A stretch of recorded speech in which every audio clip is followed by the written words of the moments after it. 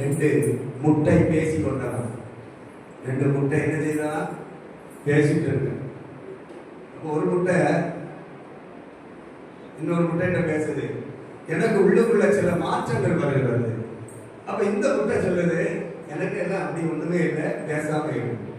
அப்ப இந்த முட்டை எனக்குள்ள மாற்றங்கள் வந்தது மாத்திரம் இல்லை, எனக்குள்ள ஏதோ ஒண்ணு நடக்கிறத நான் உணர்கிறேன். இது சொல்லு, எனக்குன்னா ஒண்ணுமே நடக்கல, எதை மாதிரி அப்படிதான். சரி, இந்த அனுபவத்துக்குள்ள வந்து எத்தனை வருஷம் ஆனாலும் ஒரே நிலைமையில தான் இருப்பாங்க. அப்போ இந்த முட்டை சொல்லுது, எனக்கு ஏதோ உள்ள உறுப்புகள் வந்தது போல இருக்குது.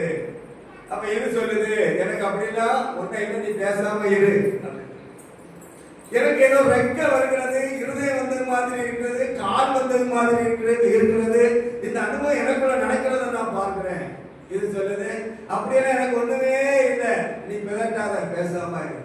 கடைசியா சொல்லுது, நான் இப்போ உடைச்சுக்கிட்டு வெளியே போன போல இருக்கிறேன்னு சொல்ல நிமிஷத்துல உடைச்சு வெளியே வந்துச்சு. இதுக்கு ஒண்ணு ஆகுங்க. இது என்ன முட்டை? சத்தமா சொல்லுங்களேன். கூமுட்டை. அப்ப ஆவிக்கிற வாழ்க்கை வரும்போது என்ன ஒரு மாற்றம் வந்துட்டே இருக்கணும். நமக்குள்ள ஏதோ உள்ளுக்குள்ள ஏதாவது நடக்கிறத நம்ம உணரணும். நம்முடைய பேச்சில ஒரு மாற்றம் உணரணும். நம்ம நடக்கிறது, நம்ம வேற விஷயங்கள்ல, பேசுற விஷயங்கள்ல, செய்கைகள்ல, எல்லாவற்றிலும் ஒரு வித்தியாசம் இருந்தா நமக்குள்ள ஒரு மாற்றம் நடந்துகிட்டே இருக்கிறது. அதை தேடணும். ஆங்கியானம் நமக்கு தரலாம், வாங்கிக்கணும்.